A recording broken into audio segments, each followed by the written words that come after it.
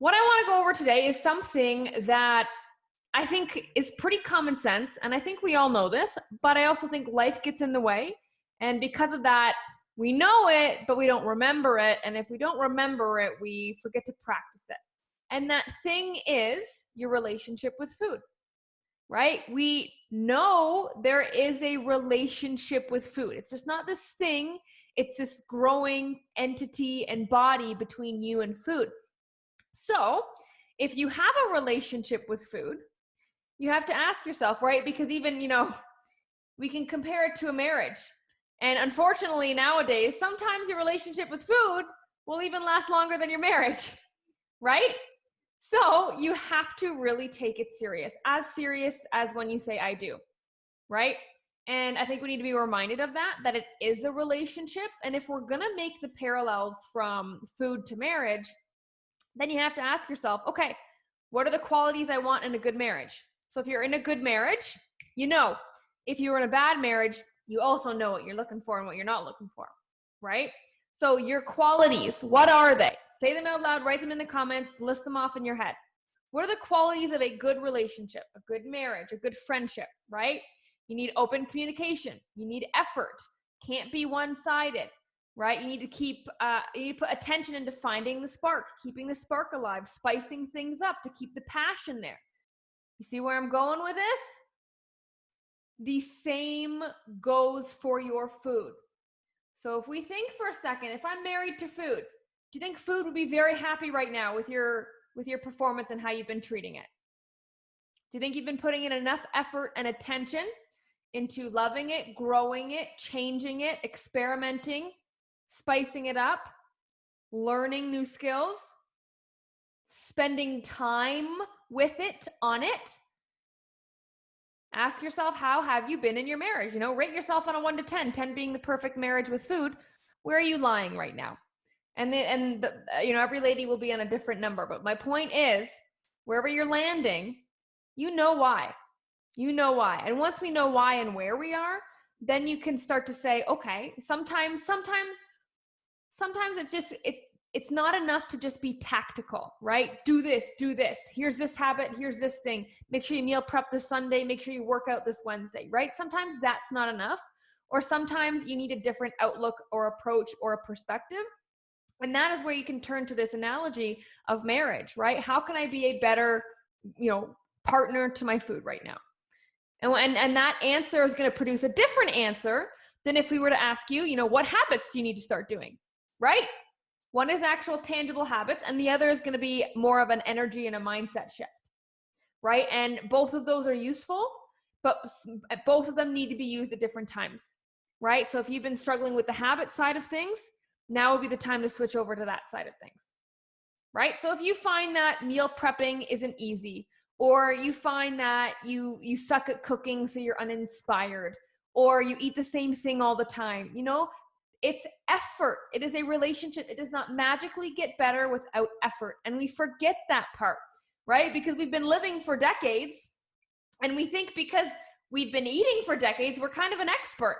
There's nothing more to learn about how to cook or eat, or, your palate, your flavors, how you think, how you view food, your perspective, right? We think we're experts because it's been so long, right? And in some areas we absolutely are, but bring it back to, you are not an expert in eating healthy, balanced, guilt-free, restriction mindset free. We're not experts in that way because we haven't been putting attention into strengthening that area of your relationship with food.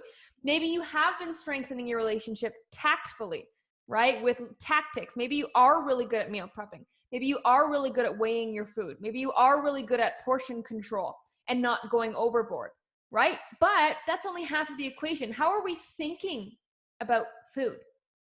How are we talking about our food?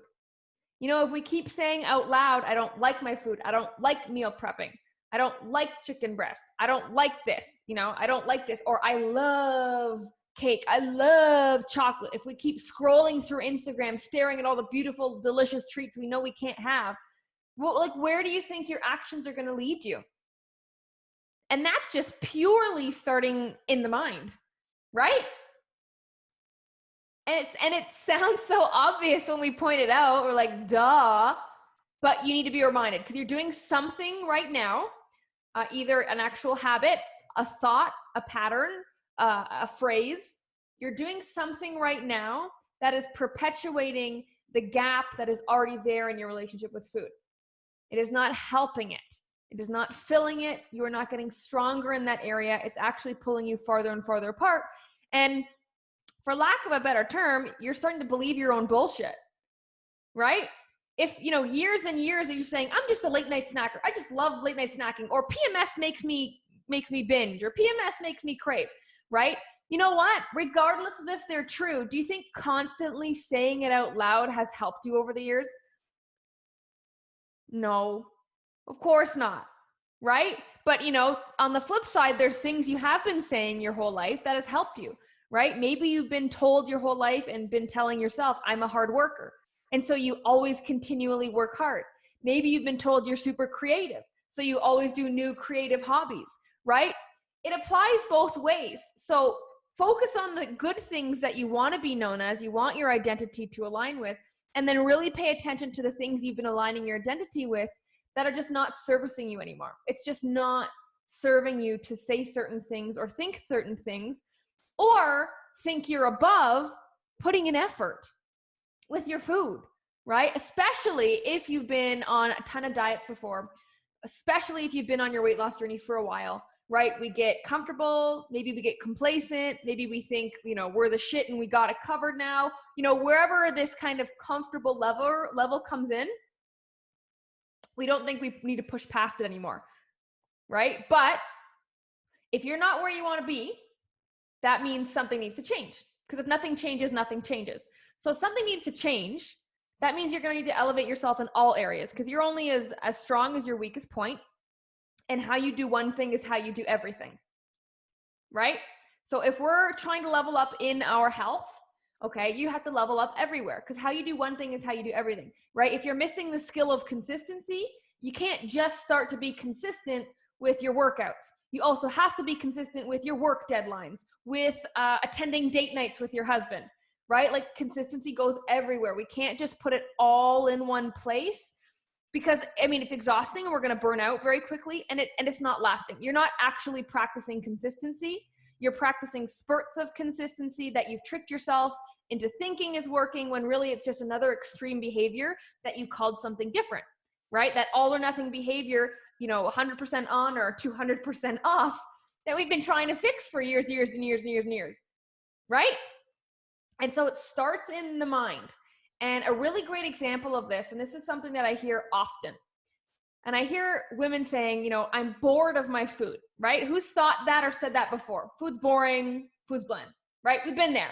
We've all been there. I've been there too. So every now and then, we have something that's not exciting, or however you view it. When I hear someone say food is boring, or my food is bored, or I'm bored with my food, so then I would ask you, okay, fair. What is the opposite of being bored?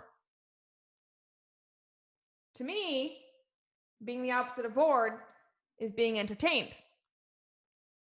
So you're telling me you expect the thousands of meals you're going to eat from now until you die to entertain you. Is that what you're expecting? When we say it like that, that makes no sense. You guys are smart enough to clue in. You're like, oh, hold on, right? That just doesn't make sense.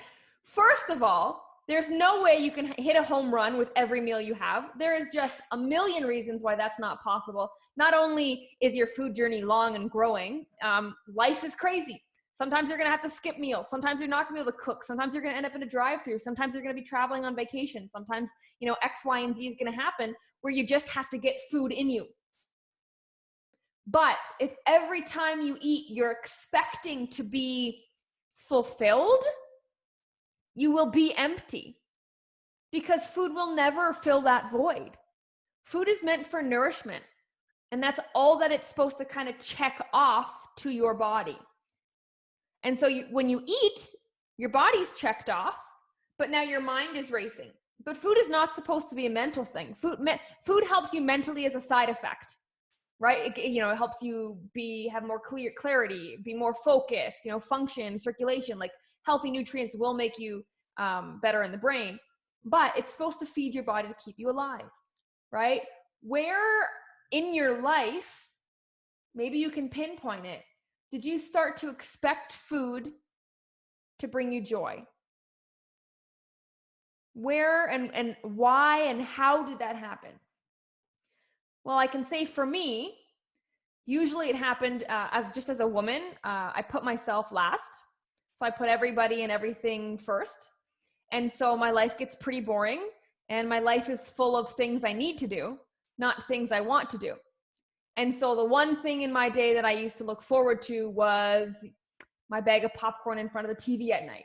That got me through the day, right? And so now it's become a habit of the lifestyle we kind of built. And so it's really interesting to think that way, because food is not supposed to be the source of entertainment. What it's supposed to do is enhance your experiences and enhance the memories you make, right? But if all of your memories are surrounding food, or if you remember, like if you're always remembering things with food, or you get the most excited about food, or going to places just to eat, or doing things just for the food that's available there, that's when we run into a problem. And that's when you will never be satisfied with your food. And here's the problem that I had. So because I had built up this mentality where I thought being bored with food was wrong. It's not right, it's not wrong. It just is, right? If you have 100 meals, let's say 40 to 50 of them are not going to be Gordon Ramsay level. They're going to be like good or meh. Now, I'm not saying nasty and disgusting.